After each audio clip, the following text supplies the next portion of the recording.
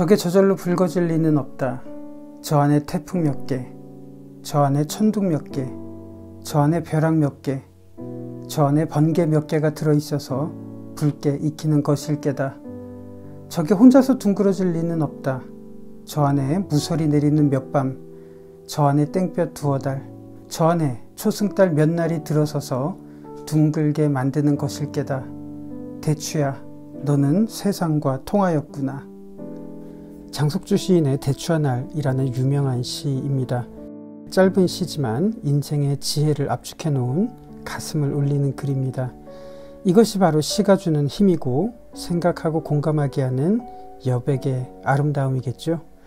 만일 인생에 대해서 시가 아니라 한 편의 설명을 늘어놓는다면 이 여백과 사색이 주는 그 본연의 맛은 느낄 수가 없을 겁니다.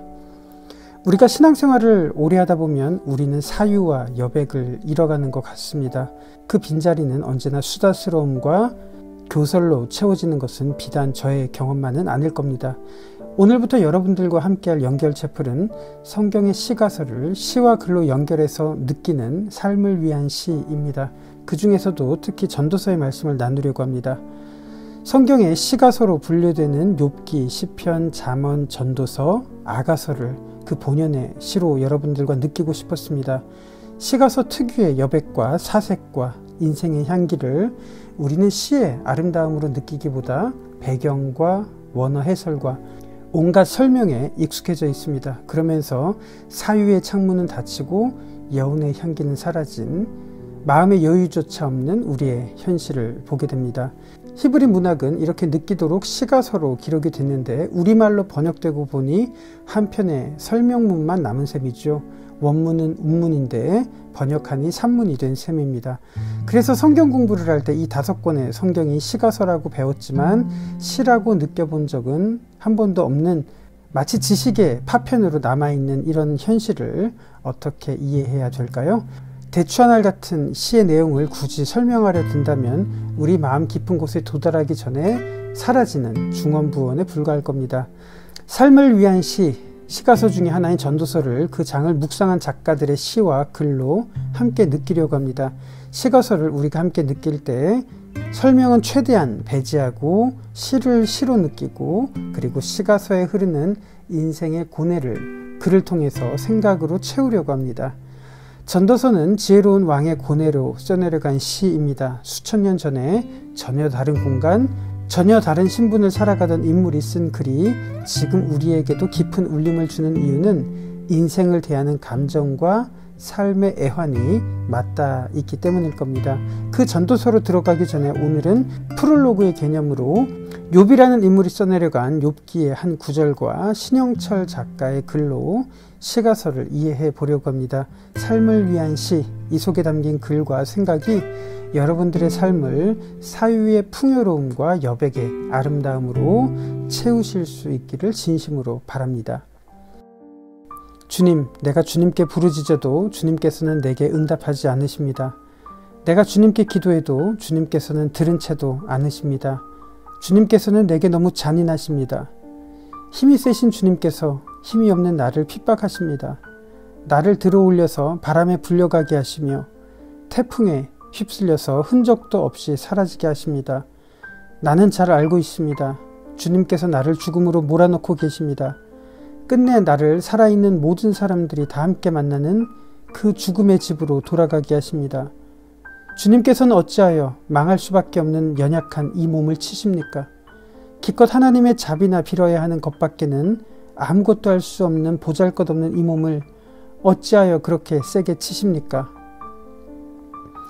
고통받는 사람을 보면 함께 울었다. 궁핍한 사람을 보면 나도 함께 마음 아파하였다.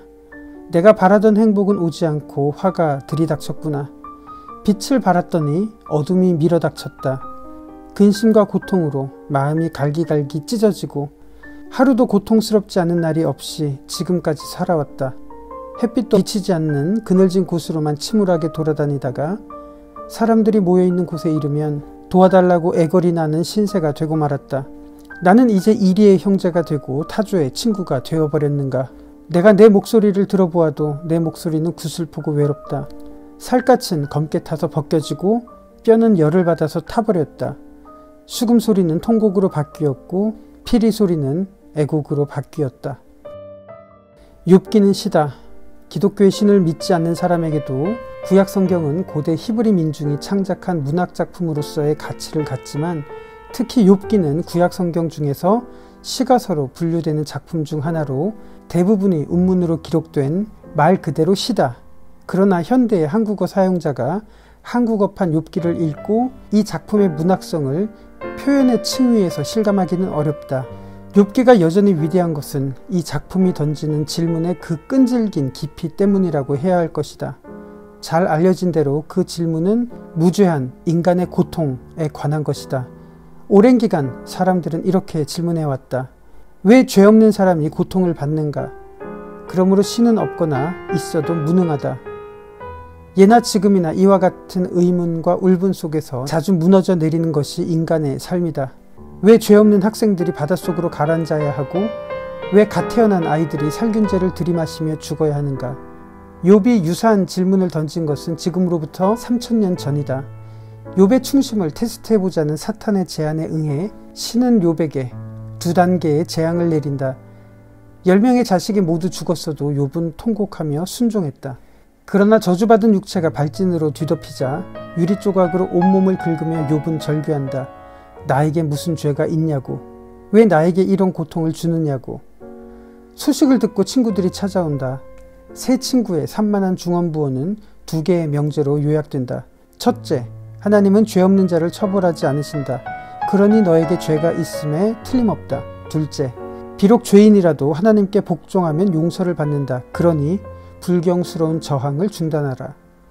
예나 지금이나 가장 천박한 수준에서 기독교를 받아들이는 이들은 원시적 인과론에 기대해 타인의 고통을 신의 응징이라 말하는데 거리낌이 없는데 친구라는 이들의 말이 그와 별반 다를 바 없다. 이에 대해 욥은 첫 번째 명제는 바로 자신의 사례로 무너졌다고 선언하고 두 번째 명제와 관련해서는 죽음을 각오하고 끝까지 가보겠다고 답한다. 욥의 저항은 태만한 신앙인들과 부조리한 신 모두를 향해 있다. 앞에서 인용한 대목은 세 친구와의 논전이 모두 끝나고 이루어지는 욥의 최후 진술 중에 나온다. 전반부에서 욥은 하나님을 향해 직접 말한다. 주님께서는 내게 너무 잔인하십니다. 절대자 앞에서 한없이 무력한 인간의 모습이 바람에 흩날리다가 태풍 속으로 사라져버리는 티끌처럼 묘사되어 있다. 후반부에서 욥은 보이지 않는 배심원들을 향해 신의 직무 수행이 공정하지 않음을 고발한다. 이 작품의 다른 대목에서도 악한 자를 제때 응징하지 않고 그들의 부귀영화를 방조하는 신의 직무유기를 비판하는 대목이 나오는데 여기서 욥은 선을 추구해온 제 삶의 이력을 조목조목 복귀하며 신의 업무 착오가 얼마나 치명적인지 항변한다. 친구들의 감정 없는 훈계에 욥이 전혀 설득되지 않자 논전을 지켜보던 청년 엘리후가 새로운 논객으로 등장하여 일갈한다. 당신이 감히 신과 시시비비를 가리겠다는 태도가 상황을 더 악화시키고 있으니 절대자의 뜻을 이해할 수 없는 인간의 위치를 겸허히 자각하라고 말이다.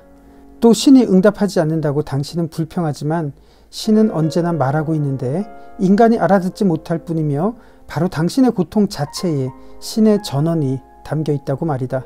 친구들은 처벌이자 결론으로서의 고통을 말했고 엘리후는 전언이자 과정으로서의 고통을 말했다.